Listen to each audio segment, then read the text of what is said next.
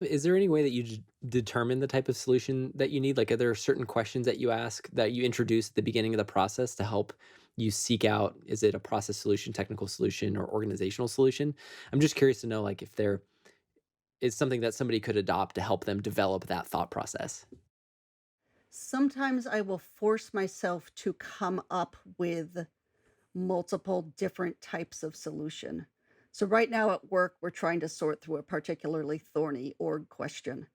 And I was speaking with our fellow um, and actually asked him, can you write down for me what is the technical ideal world, what is the process and realistic ideal world, and what is the business ideal world?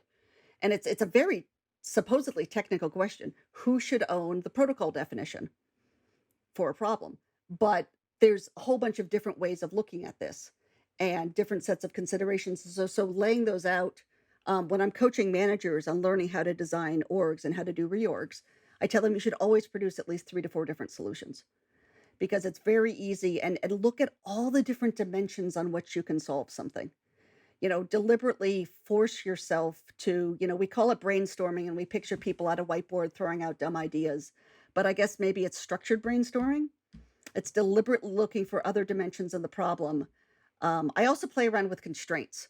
My manager gives me a hard time. He says, "Melissa, if you spent less time in the theoretical world, you'd solve things faster." And I say, "But do I get practical when I need to?" He said, "Yes, but you can be assured by the time you're getting practical, it is time to get practical." And I said, "Okay, then I'm not going to change."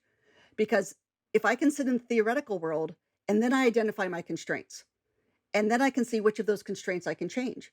Because often we are being held into a thing by a constraint we don't realize we can change.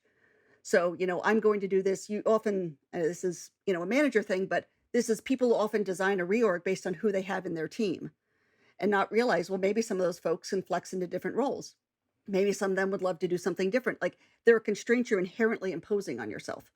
So when you're looking at a problem, trying to identify those and figure out which ones you can remove, as kind of a little flippantly, but with Apollo, one of my constraints was my management told me how to solve it. And I solved this by not telling them I was going to ignore them. Um, so ask forgiveness rather than permission is a nice constraint to remove. I think the concept of identifying the constraints and try to remove some of the constraints, like sort of doing the assumption testing, that I think that's can be a really practical tool for people to use on an ongoing basis.